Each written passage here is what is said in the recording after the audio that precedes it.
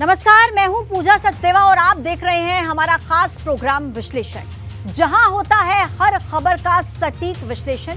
और आज विश्लेषण में बात रामचरितमानस को लेकर स्वामी प्रसाद मौर्य की टिप्पणी का विरोध करने वाली ऋचा सिंह और रोली मिश्रा के निष्कासन पर। स्वर्ण संग्राम छिड़ गया है। ऋचा सिंह और रोली मिश्रा ने सपा की नीतियों और अखिलेश यादव की मंशा पर सवाल खड़े किए। पार्टी के पूर्व नेताओं ने भी सपा के सिद्धांतों पर सवाल उठाए और इसी बीच मानस विवाद को लेकर स्वामी प्रसाद मौर्य और हनुमानगढ़ी के महंत राजू दास के बीच तल्खी बढ़ती जा रही है। वहीं 15 साल पुराने केस में अपनी विधायकी गवा चुके अब्दुल्ला आजम के मताधिकार पर खतरे के बादल मंडराने लगे हैं। तो कहीं मत जाइएगा, बने रहिए हमारे साथ, क्योंकि अब होगा विश्लेषण।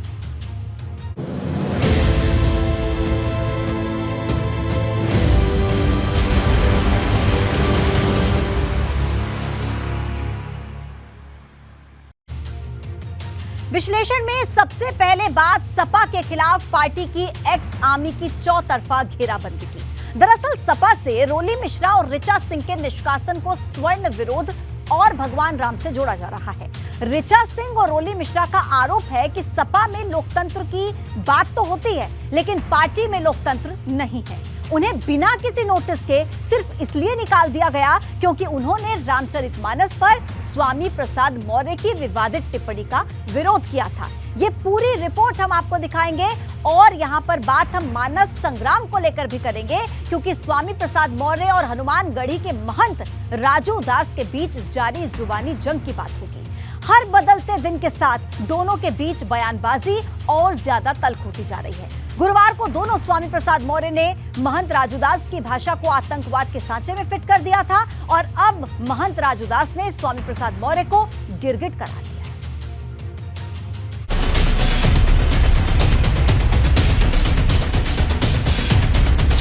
मानस संग्राम पर स्वामी वर्सेस महंत। विवादों के स्वामी पर राजूदास का गिरगिट अटैक। जैसे जैसे वक्त गुजर रहा है, रामचरितमानस पर छिड़े संग्राम में एक दूसरे पर बयानों की तल्खी बढ़ती जा रही है। इस मुद्दे को लेकर हनुमानगढ़ी के महंत और समाजवादी पार्टी के राष्ट्रीय महासचिव के बीच जुबानी जंग तेज हो गई है। महंत राजू दास साफ तौर पर कह रहे हैं कि स्वामी प्रसाद मौर्य ने साधु संतों का अपमान किया है और उन्होंने तो एक लिखित शिकायत भी स्वामी प्रसाद मौर्य के खिलाफ पुलिस को दी है।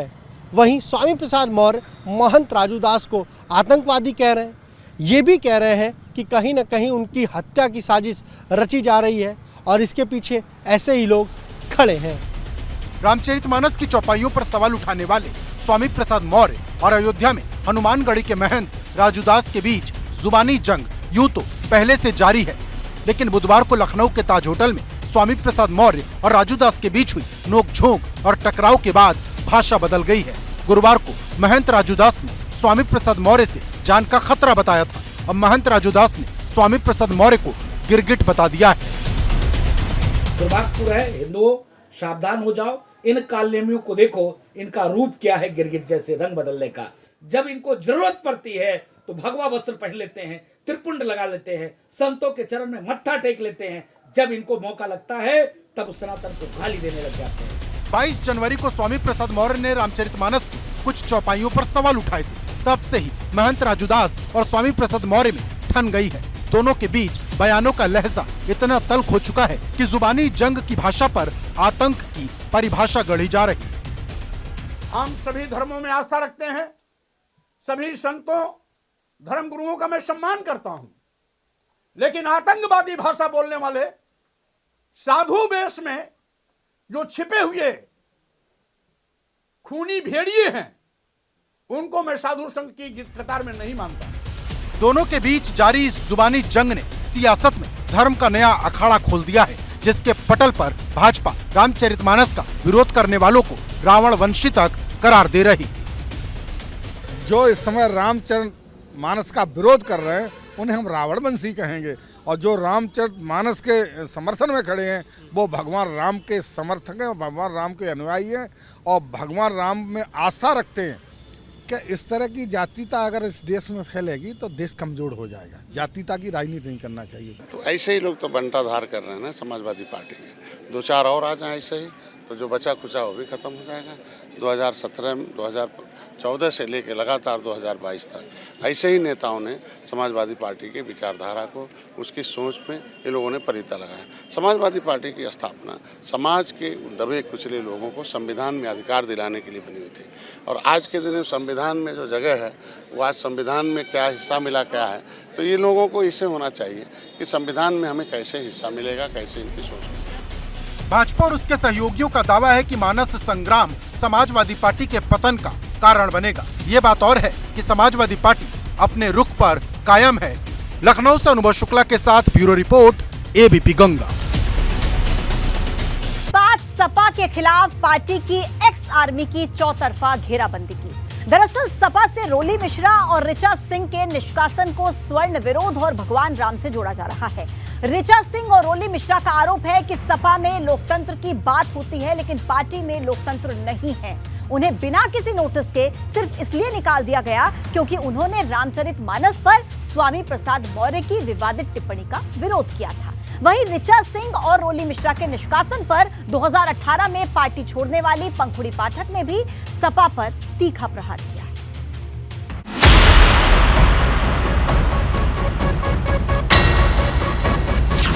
सपा के निष्कासन चैप्टर पर धर्म युद्ध। ने घोषणा की थी कि मैं श्री रामचरितमानस सम्मान यात्रा निकालूंगी स्वामी प्रसाद मौर्य जी के विरोध में, जो कि उन्होंने श्री रामचरितमानस को जलाया है। अखिलेश के समाजवाद पर लोहिया अटैक। आज अगर लोहिया जी होते तो समाजवादी पार्टी लोहिया जी को भी बाहर कर देती। मानस संग्राम पार्टी निकाल चैप्टर। लोकतंत्र कैसे बचाएगी पार्टी जब आंतरिक लोकतंत्र ही जिंदा नहीं रहेगा। सपा पर भारी पड़ेगा एक्स फैक्टर। और हो सकता है मैं चुनाव आयोग में भी इसकी शिकायत करूं। एक नया अध्याय लिखा जाएगा कि आप किसी भी कार्यकर्ता के साथ इस तरीके का बर्ताव नहीं करते। यूं तो समाजवादी पार्टी रामचरितमानस की चौपाई में महिलाओं के अपमान की दलील दे रही थी, लेकिन स्वामी प्रसाद मौर्य का विरोध करने वाले रोली मिश्रा और ऋचा सिंह पर निष्कासन के कार्रवाई ने सपा की नीतियों, समाजवाद की धारा और अखिलेश यादव के किरदार पर सवाल खड़े कर दिए हैं। तो जहां मेरा कातिल ही मेरा मुंसिफ है, क्या मेरे हक में फैसला देगा? मैं तो यही शेर कहूंगी कि वही कातिल है, वही मुंसिफ है, तो अब मैं उनसे क्या अपील करूं?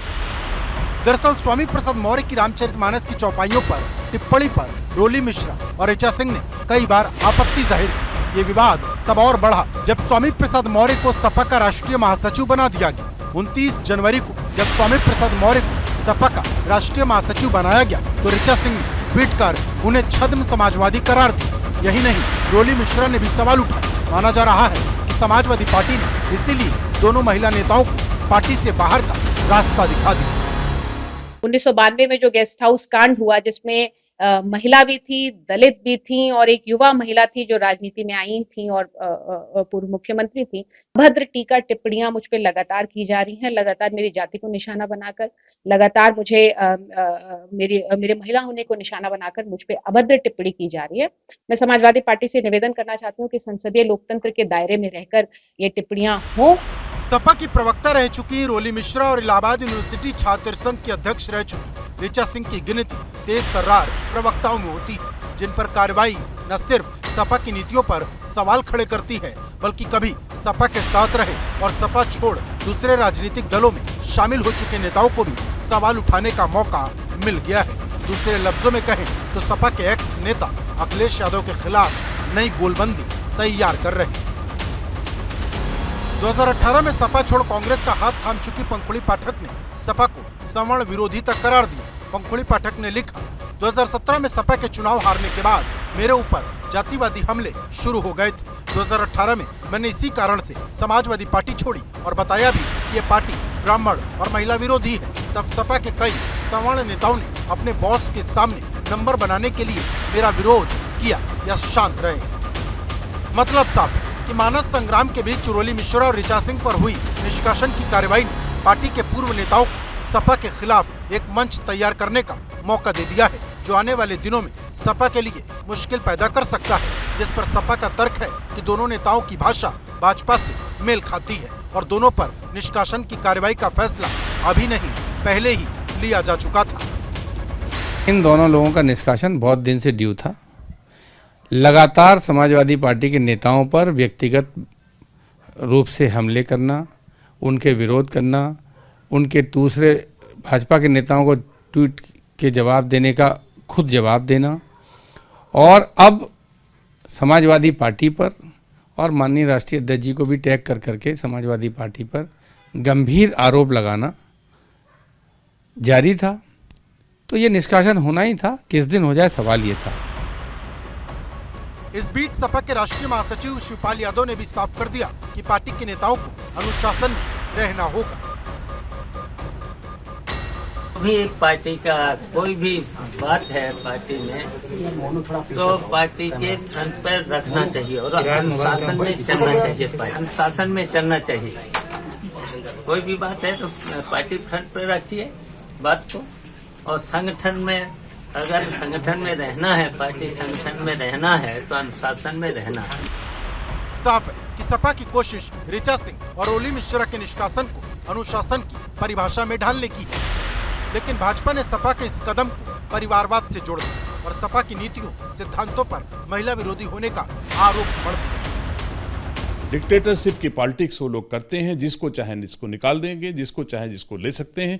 स्वामी प्रसाद मौर्य को ले सकते हैं, जो पानी पी पी कर कभी समाजवादी पार्टी को गाली देते थे, और अगर कोई समाजवादी पार्टी में रह करके कोई उचित बात कहता है तो उनको पार्टी फोरम स्वीकार नहीं करता, उन्हें निकाल देता है। तो मैं कह सकता हूं कि लोकतंत्र उस पार्टी में नहीं है। अब सपा के सामने मुश्किल यह है कि वो रामचरितमानस संग्राम में इतना आगे निकल चुकी है जहां से उसके लिए पीछे हटना मुश्किल है, और ऋचा सिंह और रोली मिश्रा पर निष्कासन की कार्रवाई ने सपा के सामने सवालों की नई किताब खोल दी है, जिसका हर एक सवाल सपा की नीतियों, सिद्धांतों और पार्टी नेताओं की विचारधारा से जुड़ता है। Bureau report, ABP Ganga. बात राजनीति में अब्दुल्ला के शून्यकाल की। दरअसल 15 साल पुराने मामले में अब्दुल्ला आजम को 2 साल की सजा होने पर उनकी विधानसभा सदस्यता रद्द हो चुकी है। अब भाजपा के विधायक आकाश सक्सेना ने निर्वाचक रजिस्ट्रेशन अधिकारी को पत्र लिखा और उसमें अब्दुल्ला आजम का वोट का अधिकार भी खत्म करने की मांग की, जिससे अब सवाल ये उठ खड़ा हुआ है कि क्या अब्दुल्ला आजम राजनीति खत्म होने वाली है उनकी।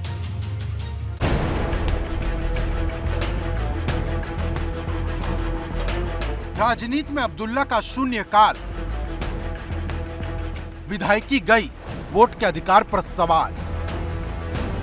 रामपुर में भाजपा विधायक आकाश सक्सेना के निर्वाचन रजिस्ट्रेशन अधिकारी को लिखे इस लेटर को ध्यान से पढ़िए। पत्र के तीसरे पैराग्राफ की पहली लाइन में साफ लिखा है कि 2 साल की सजा मिलने पर विधायकी गंवाने वाले अब्दुल्ला आजम का वोट का अधिकार भी खत्म किया जाए, जिसके लिए जनप्रतिनिधित्व कानून की धारा 16 का हवाला दिया गया है। अब्दुल्ला आजम की विधायकी रद्द होने के बाद अब रामपुर से भाजपा के विधायक आकाश सक्सेना ने अब्दुल्ला आजम के वोटिंग राइट खत्म करने की मांग करते हुए निर्वाचक रजिस्ट्रेशन अधिकारी को चिट्ठी लिख दी है। आकाश सक्सेना का कहना है कि जिस तरह से आजम खान का वोटिंग राइट खत्म हुआ है, उसी तरह से अब्दुल्ला आजम का वोटिंग राइट भी समाप्त हो जाना चाहिए, क्योंकि अब्दुल्ला आजम को अदालत से सजा हुई है। दिलचस्प बात यह है कि भाजपा विधायक आकाश सक्सेना ने ऐसा ही पत्र आजम खान की विधायकी जाने पर उनका वोटिंग अधिकार खत्म करने के लिए लिखा था, जिस पर निर्वाचन रजिस्ट्रेशन अधिकारी ने आजम खान का मतदान का अधिकार समाप्त कर दिया था। ऐसे में सवाल है कि अब्दुल्ला आजम भी अब वोट नहीं डाल पाएंगे।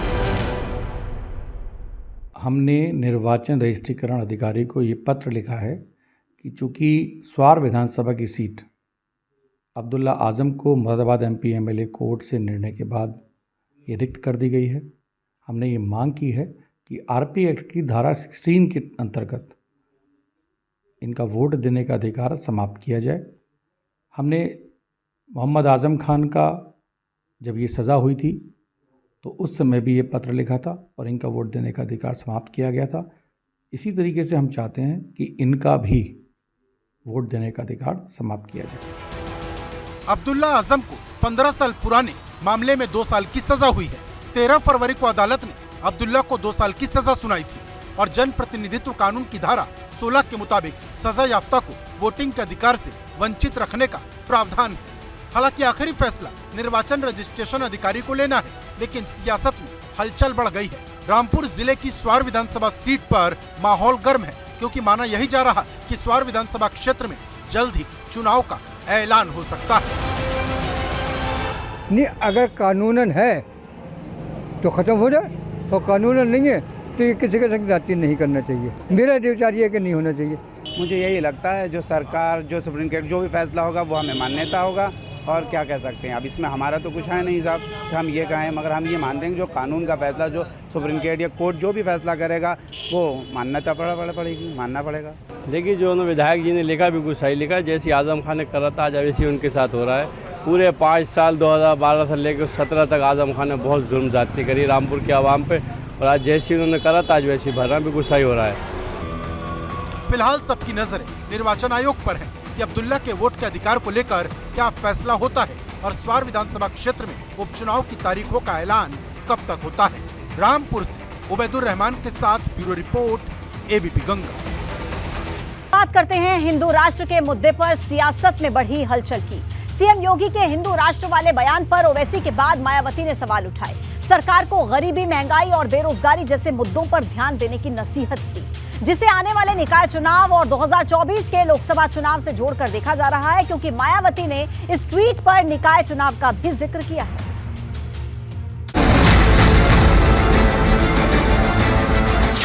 2024 की चुनावी लड़ाई हिंदू राष्ट्र पर आई। ओवैसी की पिच पर मायावती की बैटिंग। बीते 2 दिनों से हिंदू राष्ट्र के मुद्दे पर सियासत में हंगामा बरपा है। पहले असदुद्दीन ओवैसी ने आपत्ति जताई, अब बसपा अध्यक्ष मायावती का ट्वीट आया है।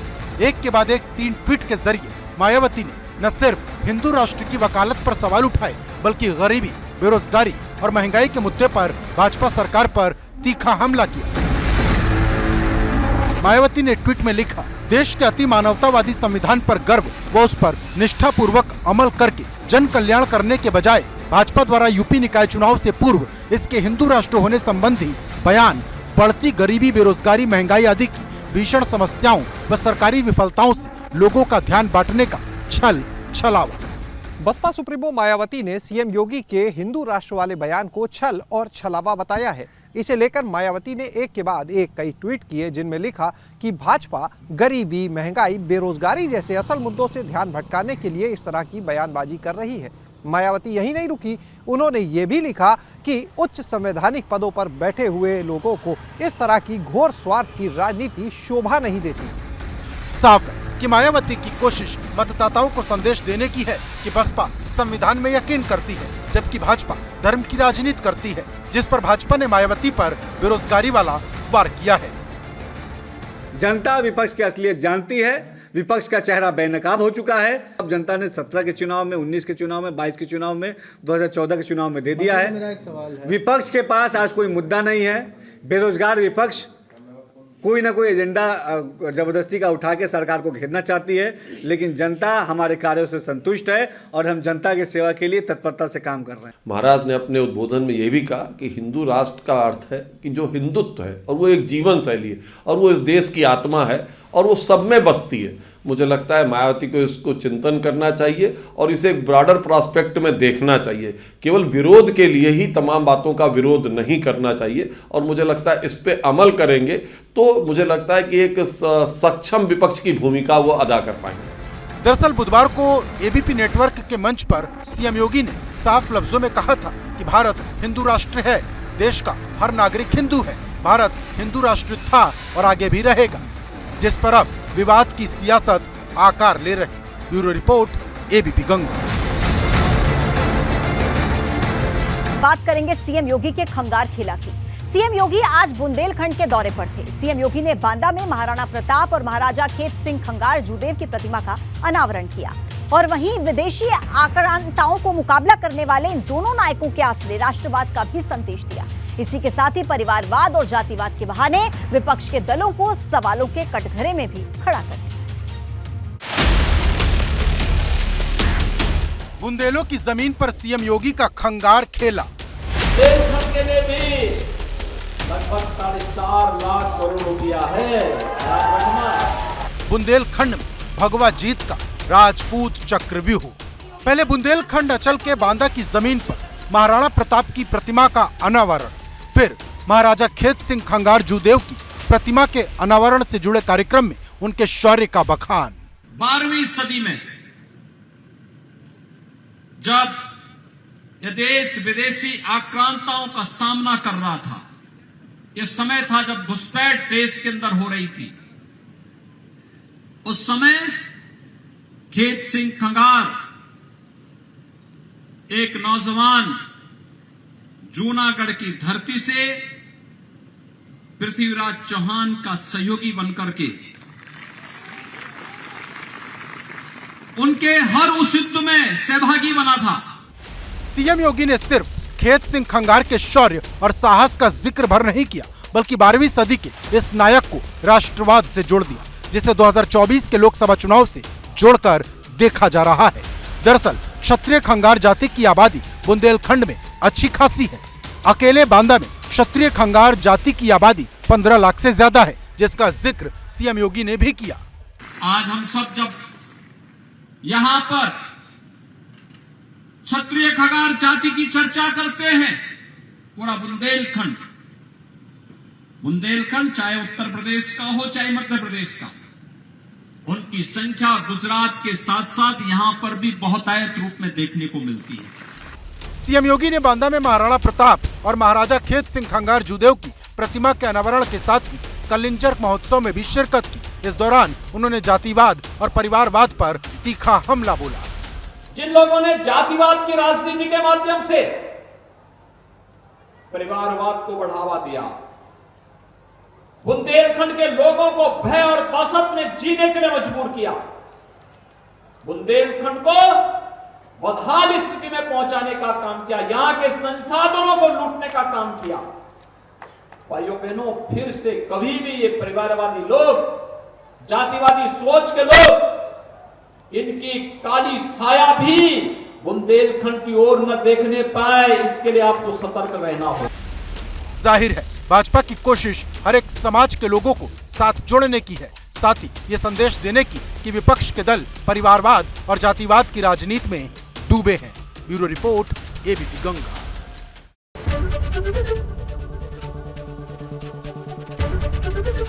एबीपी गंगा, खबर आपकी, जुबान आपकी।